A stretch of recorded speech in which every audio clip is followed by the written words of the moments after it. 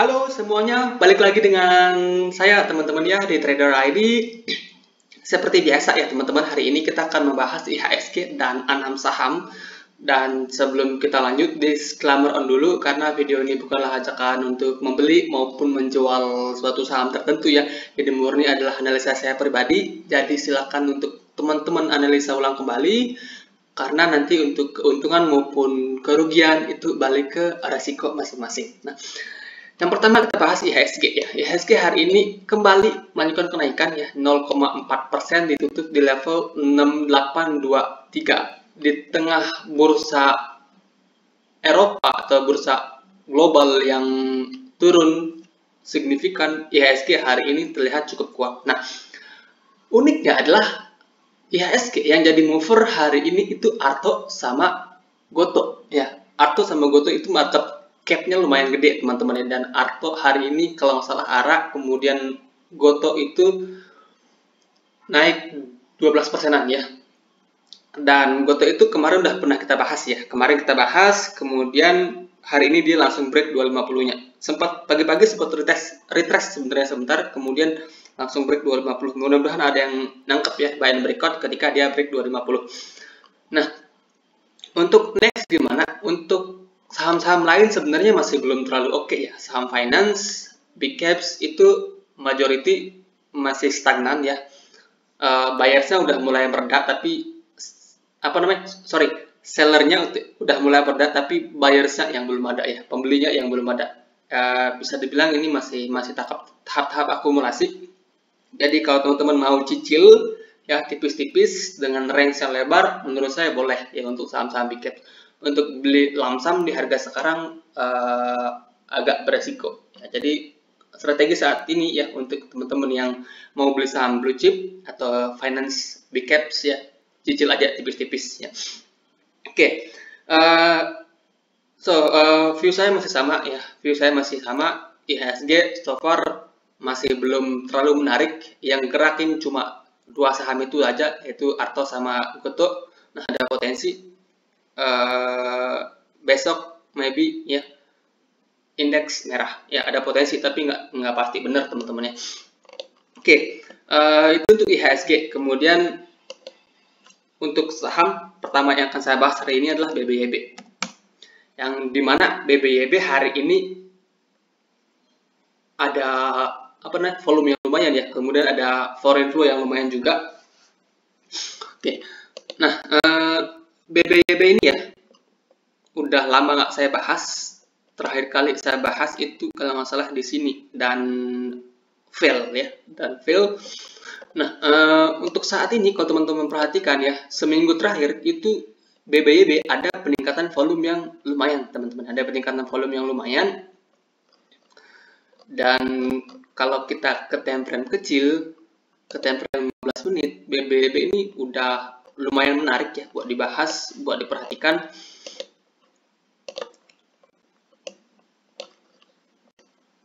Nah, saat ini ya, hari ini dia ketahan di resist, yaitu di sekitaran 1400 sampai 1420, itu adalah resisten saat ini untuk BBYB. Nah, ini seperti akan ada inverted head and shoulder kecil di sini. Jadi buat teman-teman yang tertarik untuk BBYB bisa manfaatkan buy and breakout ketika BBYB mampu break dari 1420 ya. Dengan potensi kenaikan, kalau seandainya BBYB itu mampu break 1420, maka ada ruang kenaikan ke sekitaran 1600 ya. Dan di sini juga ada resisten di sekitaran angka 1600 sampai 1620 ya. Jadi untuk saat ini menurut saya ya BBYB itu menarik. Kalau mau beli di harga sekarang gimana? Boleh ya. Tapi mengingat harga sekarang itu cukup spekulatif, maka belinya setengah porsi dulu ya. Kemudian setengah porsinya lagi manfaatkan buy and breakout ketika BBYB confirm break dari 1420 ya. Jadi strategi sesuaikan dengan teman-teman masing-masing. Kalau mau nunggu dia break ya tunggu dia break 1420. Kalau mau beli dari harga sekarang setengah juga boleh ya, antisipasi. Kalau untuk stop lossnya teman-teman bisa pasang under 1175 ya. Kemudian setengahnya lagi manfaatkan beli ketika dia break dari 1420. Oke, itu untuk BBYB. So far menurut saya juga lumayan oke. Hari ini volumenya lumayan gede, jadi ada potensi ya, ada potensi BBYB akan kembali menunjukkan kenaikan. Oke, itu untuk BBYB. Kemudian ada agro ya. Kalau kita bahas BBYB nggak enak rasanya kalau kita nggak bahas agro ya. Ini dua saham bank digital yang cukup fenomenal sebelumnya ya. Nah, agro ini terakhir kali saya bahas kalau nggak salah di sini ya, di sekitaran sini ya, waktu harganya di sekitaran 1000. Waktu itu kita sarankan wait and see terlebih dahulu. Nah, ini looks like ya, ini kelihatannya seperti agro akan membentuk pattern falling wedge ya. Jadi sebenarnya untuk saat ini ya secara teknikal agro ini belum terlalu menarik ya. Cuma udah ada konfirmasi kalau dia rebound di support. Udah ada apa namanya? 3 candle hijau ya. Jadi ini udah ada konfirmasi dia rebound dengan support di 850 ya. Support 8550 itu udah divalidasi teman-teman. Jadi buat teman-teman yang misalnya tertarik untuk beli sekarang atau spekulasi ya, spekulasi beli di harga sekarang, teman-teman bisa beli tapi tipis dulu ya, setengah porsi ya, atau 25% porsi atau 30% dulu ya, terserah teman-teman masing-masing. Tapi saran saya kalau mau beli di harga sekarang itu tipis dulu, kemudian sisanya lagi tunggu dia confirm ya ada pattern baru yang terbentuk. Nah, kalau kita ke time frame kecil, ini sebenarnya terlihat cukup oke ya untuk agro kalau kita ke time frame kecil. Kelihatannya sama ya seperti BBYB tadi. Ini looks like ada inverted head and shoulders kecil yang dibentuk oleh agro. Nah, cuma bedanya agro ini belum ada volume yang signifikan. Looks like maybe bisa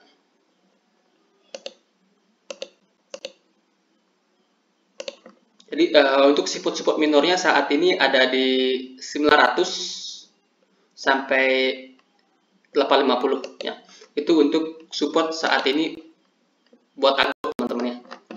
Dan resistannya sendiri ada di sini di 950 sampai 960. Jadi untuk strategi saat ini ya buat teman-teman yang maybe tertarik beli di harga sekarang, menurut saya sih masih cukup spekulatif ya. Tapi kalau mau beli porsinya diatur, money management diatur, mungkin bisa beli 30% porsi dulu, kemudian sisanya teman-teman bisa averaging up bertahap, atau 20% lagi teman-teman bisa averaging down di 850 ya. Kalau jebol 850 teman-teman bisa consider untuk exit ya. Dan kalaupun dia turun sampai 850 itu baru setengah porsi dari dana yang akan teman-teman alokasikan ke sini ya. Jadi stop lossnya masih belum terasa teman-teman ya. Oke, itu untuk agro ya. Jadi layak buat diperhatikan, masukkan watchlist. Tapi kalau mau entry bertahap dulu karena menurut saya masih cukup beresiko kalau teman-teman beli langsung di harga sekarang. Oke, itu untuk agro. Kemudian berikutnya ada Inco yang menarik ya. Inco yang menarik. Hari ini dia naik 9% lebih, 7% lebih, ditutup di level 7625 ya.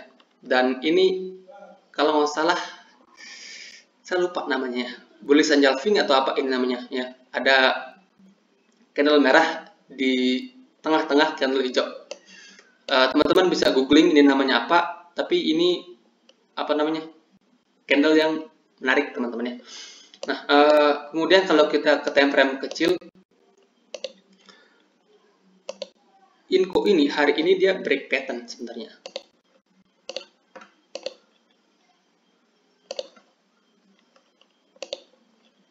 Oke, kalau kita perhatikan ke time frame 1 jam, Inco hari ini dia break pattern inverted head and shoulders kecil. Ini shoulder kiri, kemudian ini headnya, dan ini shoulder kanan. volume dia break lumayan gede, kemudian ada buangan yang lumayan juga di atas teman-teman ya. Nah,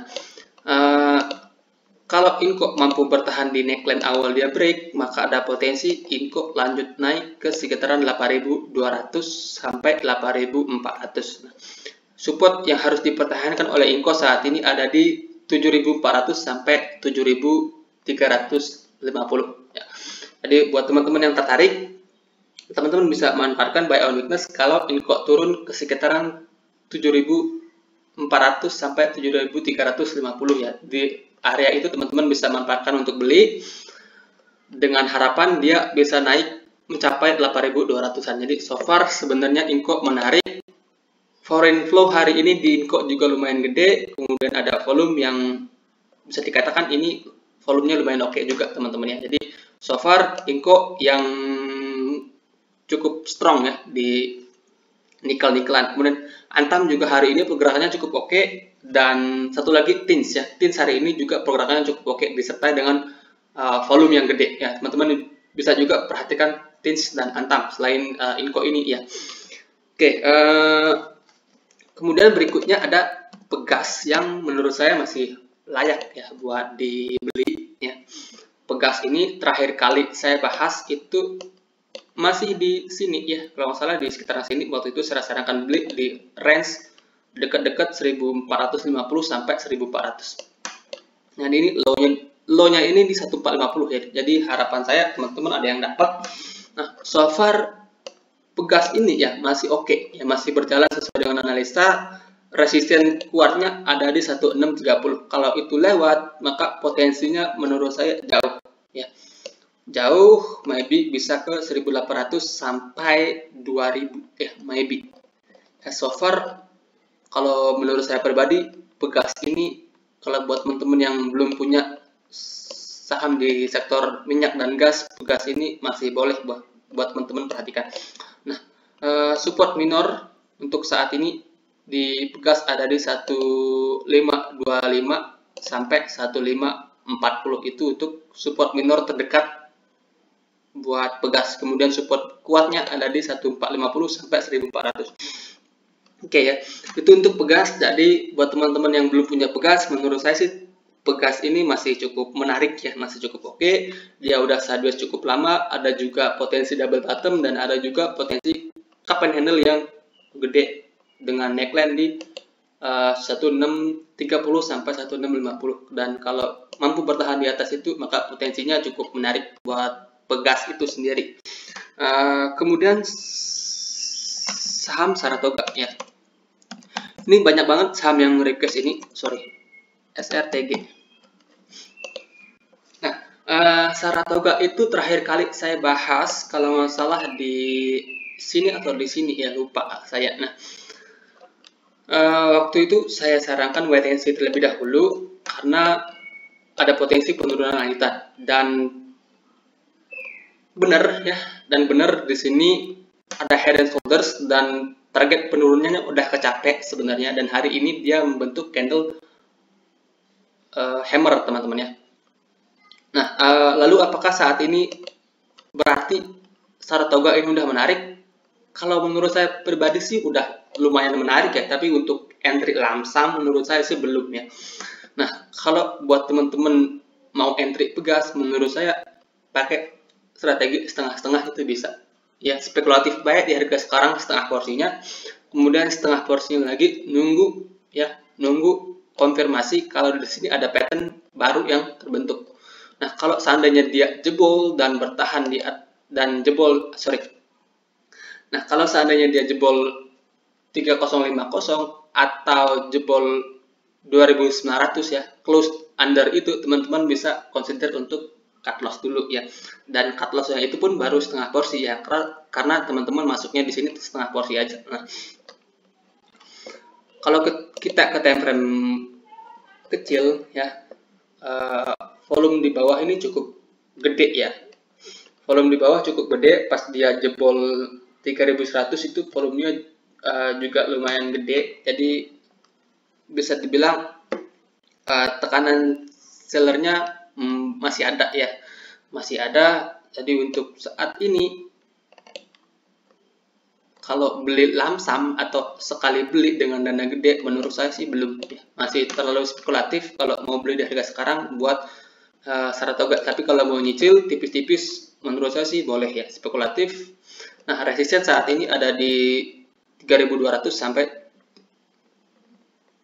3220. Kalau itu breakout, maka ada potensi Saratoga kembali ke sekitaran 3.400 sampai 3.500. Jadi nah untuk strategi saat ini ya, buat teman-teman yang tertarik untuk Saratoga, bisa entry setengah porsi dari harga sekarang, kemudian setengahnya lagi di mana? Setengahnya lagi buy on breakout ketika Saratoga confirm break dari 3.220. Nah, untuk kalau dia turun gimana? Kalau dia turun sampai di bawah 3050 atau di bawah 2900, teman-teman bisa consider untuk cut loss dulu ya. Dan cut lossnya itu pun masih sedikit ya, karena masuknya baru setengah porsi. Jadi itu menurut saya untuk Saratoga. But sekali lagi sesuaikan dengan trading plan masing-masing, sesuaikan dengan risk management masing-masing. Kemudian yang terakhir yang menurut saya masih cukup menarik yaitu NPMX ya. NPMX hari ini rapat umum pemegang saham, dan NPMX rencananya akan membagikan dividen sekitar 180 per lembar saham, dan itu lumayan gede teman-teman ya. Dan itu lumayan gede, dan hari ini diapresiasi oleh market dengan peningkatan volume yang gede. Nah, menurut saya pribadi NPMX ini menarik ya. NPMX ini menarik. Hari ini dia mencoba break lagi 1420-nya tapi masih gagal ya. Itu wajar karena itu karena ini resisten ya. Resisten itu kalau nyentuh kemudian turun dulu itu wajar teman-teman ya. Nah, dan kalau kita perhatikan ke time frame kecil ya, menurut saya pribadi ini ada potensi dia akan membentuk cup and handle. Jadi buat teman-teman yang tertarik untuk beli NPMX, sekarang supportnya ada di sekitaran 1300 ya, around 1330 sampai 1300 itu support saat ini buat NPMX. Jadi kalau dia turun ke situ, teman-teman bisa manfaatkan untuk entry NPMX. Apalagi dengan dividen yang lumayan gede, maka NPMX ini ada peluang untuk break 1420 sampai 1430, dan kalau itu lewat maka 1500 sampai 1600 harusnya bisa kecapai ya oleh NPMX. Jadi untuk saat ini NPMX itu cukup menarik ya buat dimasukkan ke watchlist. Kemudian area entry-nya buy on weakness di sekitaran harga 1300 sampai 1330 ya. Oke. Itu untuk NPMX, dan sekaligus mengakhiri pembahasan kita hari ini. Semoga apa yang saya bahas di sini ya bermanfaat buat teman-teman, dan sekali lagi terima kasih buat teman-teman yang udah nge-support, dan selamat malam ya.